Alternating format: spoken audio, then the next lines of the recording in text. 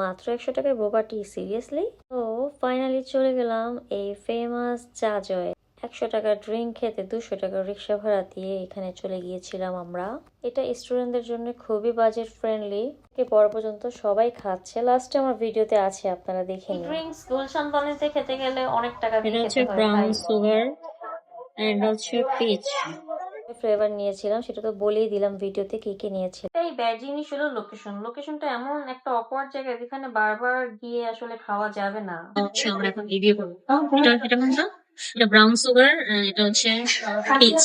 দেখি কেমন। শুধু চা চা ফ্লেভার। এখানে বলছিলাম যে এটা হচ্ছে পিচ একটা ফ্লেভারের, এটা হচ্ছে অনেক মজা, অনেক। আমার ডিসিশনটাই ভালো ছিল ভাই, এটা তো মজা।